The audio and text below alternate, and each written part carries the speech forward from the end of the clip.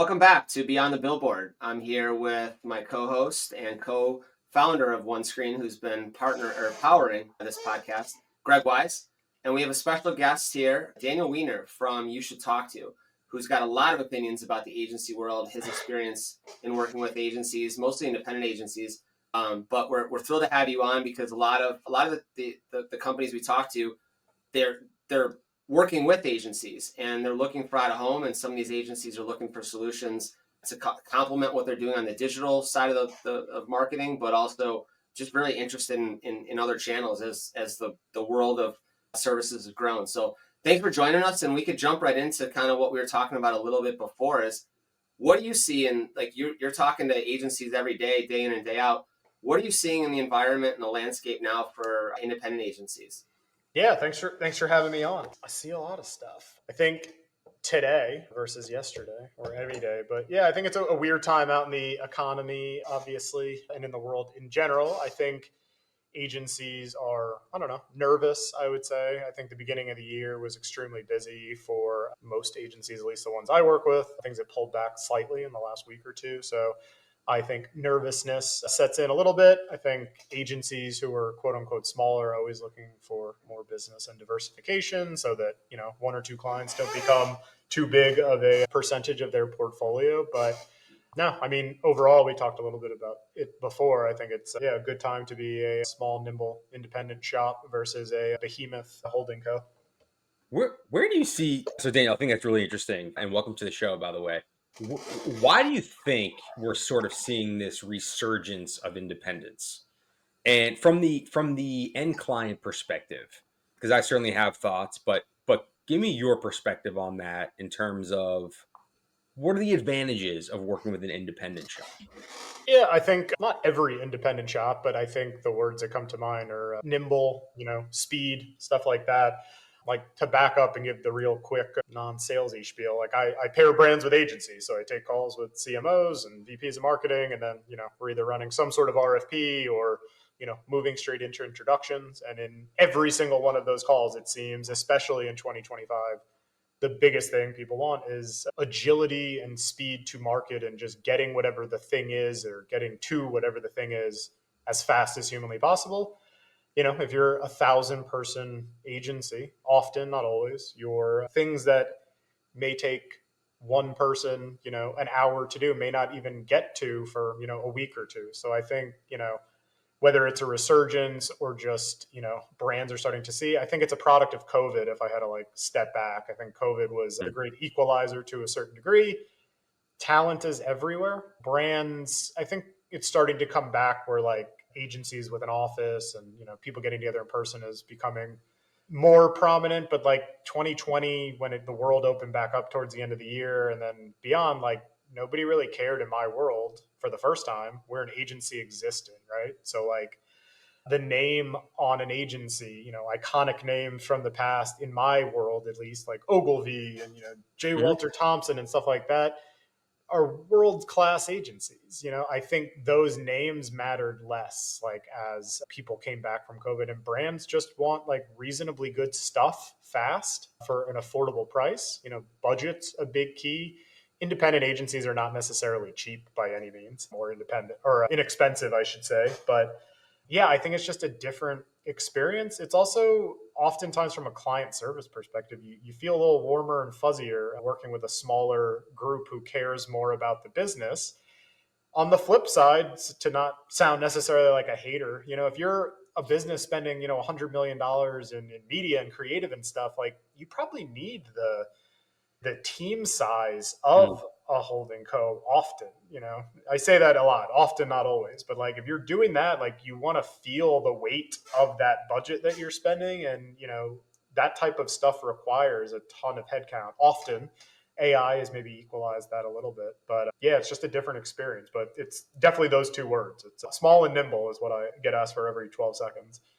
That small and nimbleness, do you see a lot of these independents or maybe even the smaller shops that you talked about niching down into areas of focus, or like you said, that the equalizer has been location? Are you seeing maybe not so much as an agency record relationship and finding best in breed versus all in one?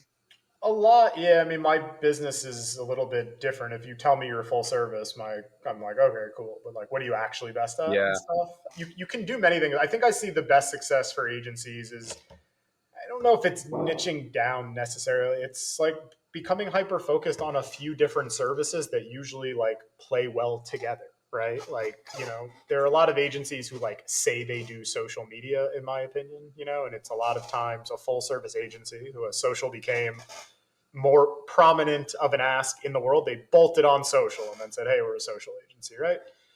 When somebody comes to me and says like we want a social agency, that's not the agency that I want to send them to, right? I want to send them to like a hyper specialized social group. So it depends.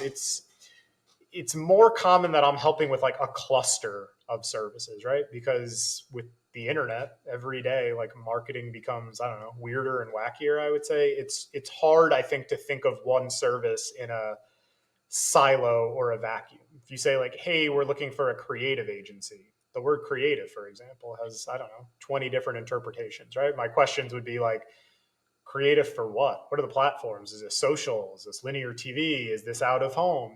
Is this coming up with a big idea, or is this just like executing on a ton of stuff? So like the shtick of my business is having the quote unquote several perfect fits for virtually any scenario. But you start to see when like services are clustered together so frequently, I then seek out agencies who do those things well together. But again, it's really hard to find a full service agency who does everything incredibly.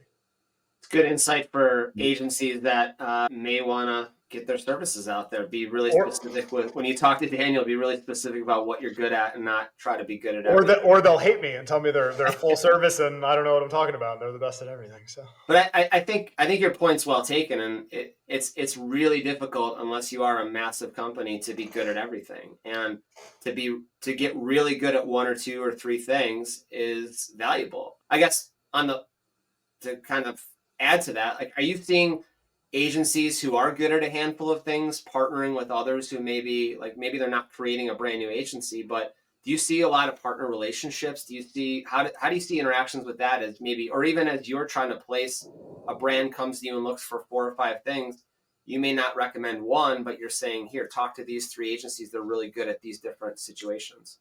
I do that on my end often. I think agencies partnering together is like a romantic notion that every agency says we play nice with others. And I'm not saying there aren't ones that do, but I think more times than not. I mean, again, it's a bit of a land grab, right? Like it's a competitive industry.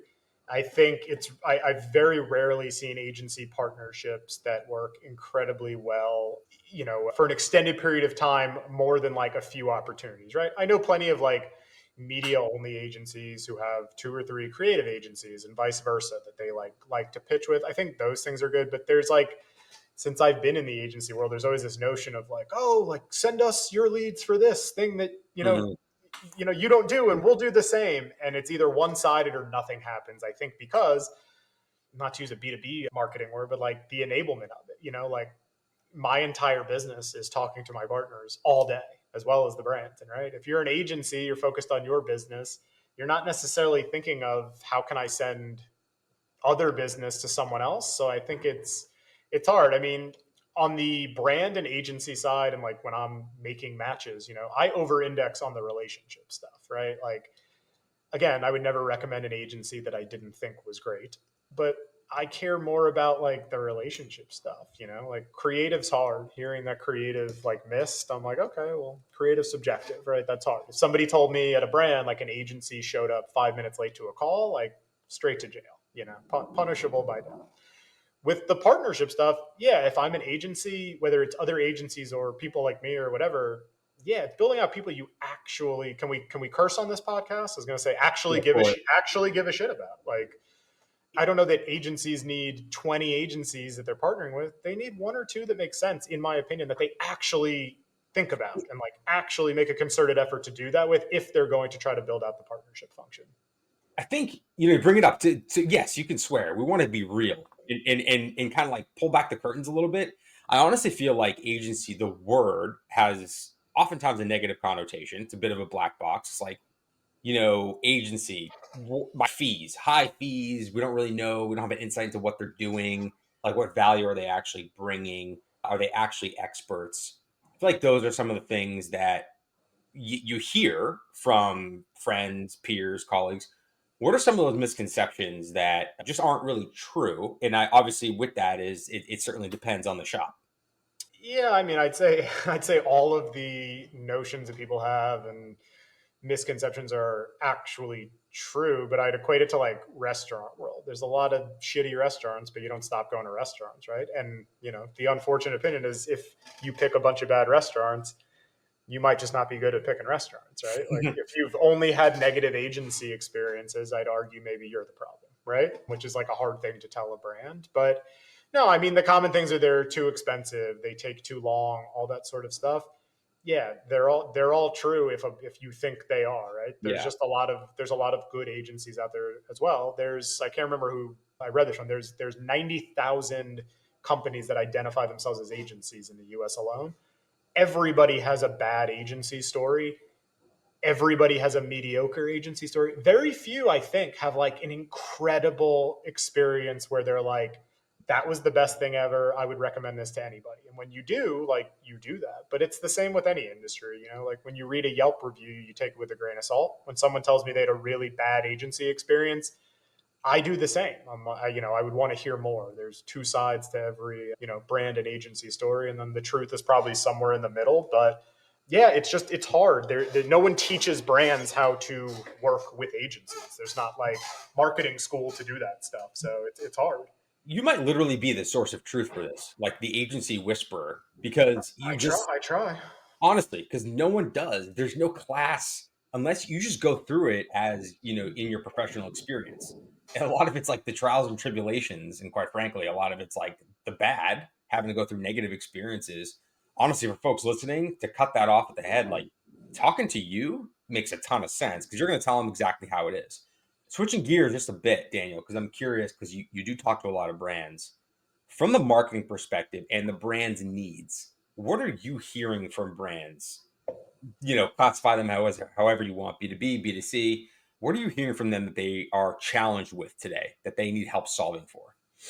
I'd say everybody has a content problem or thinks they have a content problem. They need more content and they need more content faster. Just speed in general. Like the world we live in with the internet's a weird and wacky place. And, CMOs and marketing leaders have very difficult jobs. And yeah, what's the running joke? Like everybody thinks they're a marketer and stuff like that. When things are good, it's sales, and when things are bad, it's the CMO. I think that's the challenge on the brand side, is just keeping up, truthfully, and like not trying to have like shiny ball syndrome, right? Like I'm not gonna talk negatively about AI, but like talk to your customers, like instead of like chasing every new thing. Again, like there's great things with AI. Of course, it, saves time and energy across the board. But like, I think staying true to the brand is hard because you've got a lot of like, there are boards and there are CEOs that you're beholden to and things of that nature. It's just like marketing is so multi-dimensional now that like it's 20 jobs and not just one for many companies, especially when you get to like scale and if you're the CMO of a Fortune 500 company, you've got to manage a huge team. Usually you're managing several agencies, you're managing CEO expectations. Like it's just a lot of stuff. Below that level, and you're spot on, having Yeah. worked through that several times. Like you're spot on, Daniel. I think that marketers are asked to do a lot. I think to go further on your question, on your answer there, though, do you think below that Fortune 500 level, where there's probably a very large marketing team, do you think that there's just the in-house teams are not big enough, or they don't have the specializations? I know when we talk with some brands who are looking to do out-of-home advertising, maybe for the first time, if they don't have someone in-house that has executed an out-of-home campaign, they may not understand the level of back and forth they have to work with vendors, or how to negotiate certain rates, or what might. So we do more hand holding with someone like that. But are you seeing that across the board, and just like in-house teams just don't maybe have certain skill sets, and that's where they are looking to complement? Or you touched on the speed part, but is the skill set there in these in-house teams as well? Some, I think, to your point, like, I would consider, out of home to be, one component of, say, a broader, media plan often, right? And yeah, like, for example, I wouldn't say I'm an out of home expert by any means. In your internal team, I think it's two things. It's even if somebody does have that knowledge, it's a bandwidth issue.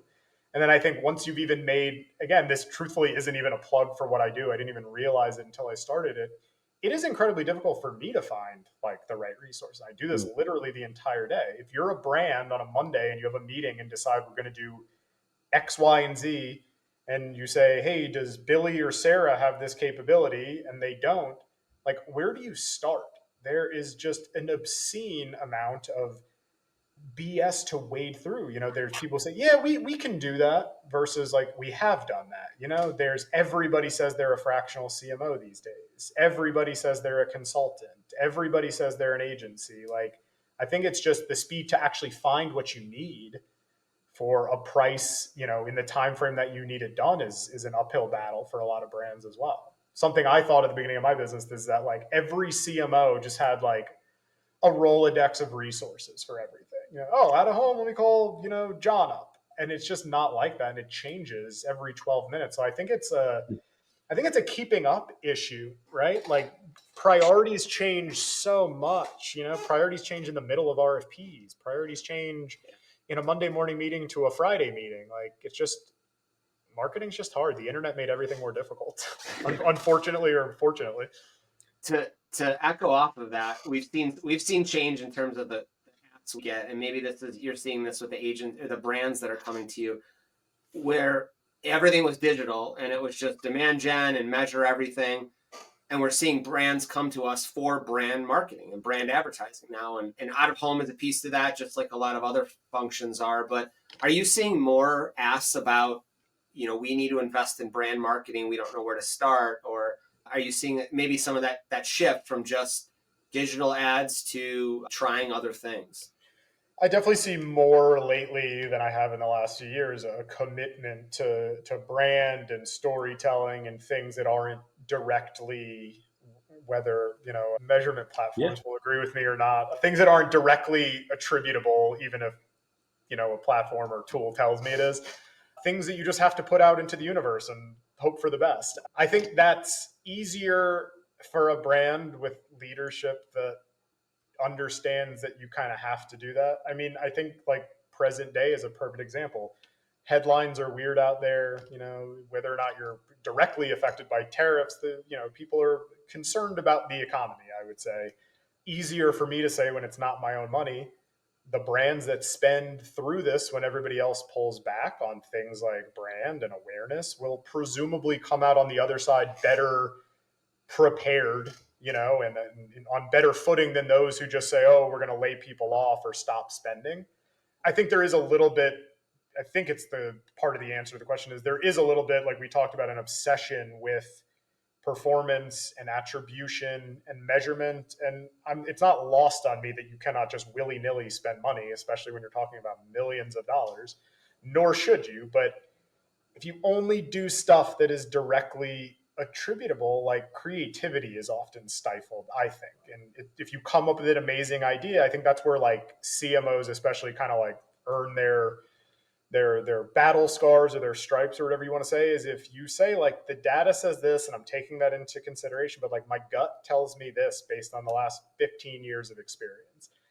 If you're wrong, I don't think that it was necessarily the wrong thing to do, right? Like everything just cannot be successful, which I think is like a common misconception in agency world as well, where a brand hires an agency and they go, oh, we hired an agency, like it's got to work, it's just going to work. Unfortunately, that is not how the world works. So no, I think brand and storytelling is all the rage these days, and I'm here for it. It's more exciting. It's back to the creativity, to your point. Well, that's why AI, I think, is interesting. Like, I don't know that this is a groundbreaking opinion, but when I think of AI, and I don't think it's like today, but as these tools become more prominent and we all hypothetically have access to it, yeah, then like it's still then back to like the human and creative component. So I'm not like downtrodden on it, but I don't know that I'm as scared of AI's effect on agencies as I see some people in the industry. Yeah. Real quick, you mentioned something about not expecting everything that an agency does to be successful. That's a critical component, and I don't necessarily have a follow-up question to that. I just think it's a really interesting topic because Yeah, when we have folks that come to us to do out of home, we don't think there's anyone better, right? However, with that said, here's what we can promise. Should never guarantee results, but we can promise our learnings, right? And I feel like having that conversation up front is so critical for the brand and the agency to have because you should learn from the first campaign, sure. optimizing for another campaign. But to expect that every single campaign will be perfect and smooth, I feel like it's just not the reality, right? Yeah, I think brands know that deep down. I think we all presumably tell ourselves lies to make ourselves sleep better at night. And yeah, I mean I use the line like you're paying for the data as much as anything at the beginning for some of these things. But yeah, I mean that's a hard thing to some of these things again I know are incredibly difficult to talk about for a marketing leader, but it doesn't make them any less true, right? Like I know you probably can't walk into your CEO's office and be like, hey, we're paying to find out if this works, a bunch of money, like, but yeah, like I just a line I use all, I'm like, marketing is really hard. Like if it was easy, like every company would be incredibly successful Right. once they decide to turn the faucet on. Yeah, like creative is a really good example with that. Creative is incredibly subjective. Like every creative just cannot land. And that doesn't mean that it was bad. There was a bad insight. It just means it didn't land. Like there are just so many factors, even with like stuff that is measurable. There are so many outside contributing factors that affect the work an agency does that don't show up in a dashboard that has an effect on those results. So yeah, I think the easiest, most pedestrian way of saying it is like a reminder to both sides that it is really, really difficult to achieve incredible results, especially right away. Everything takes time. Ease up on the marketers out there, folks. For all I the for all the boards, the advisors, the executives, investors, Yeah, ease up everybody on the take a breath. That's right. Things could be worse, but yeah, no. To your point, like yeah, it's hard to just like hit a home run. You're first at bat. Charlie probably has some thoughts on that. I have plenty of thoughts, but I think it's music. You know what? It's music to ears of marketers. And Daniel, you sort of brought up this a little bit, but a marketer more than likely is going to understand that. The difficult part is telling a CEO, telling a CFO, telling a board, telling your sales counterpart if they don't think the same way you do, that it's not decision by committee. That usually is the thing that waters down that creativity, and that not everything is going to work. I think that's a hard thing to understand, and I think it's difficult for marketers when you are putting your career / reputation on the line to hire an agency or multiple agencies to execute.